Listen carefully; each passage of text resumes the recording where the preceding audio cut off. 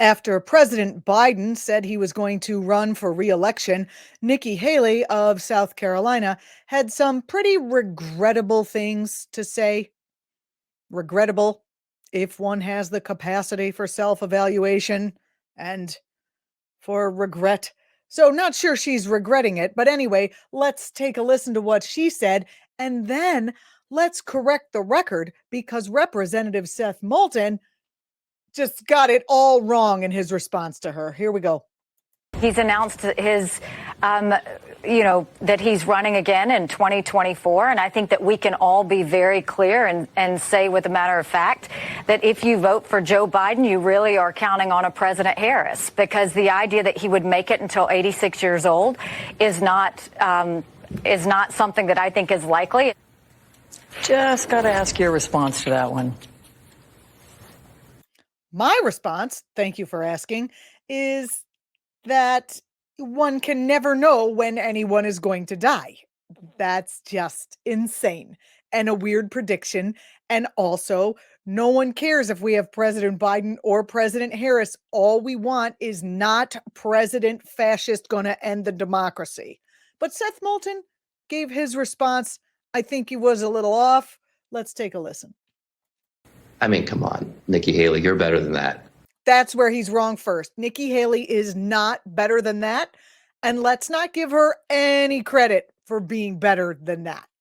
This is pretty pathetic. She's really trying for something. Nikki Haley may have one of the only presidential campaigns in modern history that's going worse than mine. So, ha ha ha. Funny joke. I appreciated the deprecating humor. But the other thing that you're wrong about is Nikki Haley is not running for president. She is running for vice president. That is what she is running for. In fact, she is running for vice dictator because the people we have running for the presidency as Republicans are would-be dictators. DeSantis, Trump. Trump wants to end the Constitution. I'm going to end every single one of my videos from now until the election with just remember, Trump wants to end the Constitution.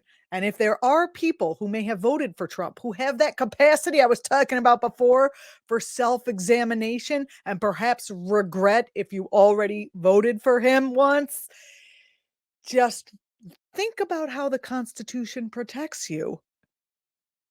And then think about not having that protection anymore. I'm Julianna Forlano. You're watching the Political Voices Network. Thanks for watching.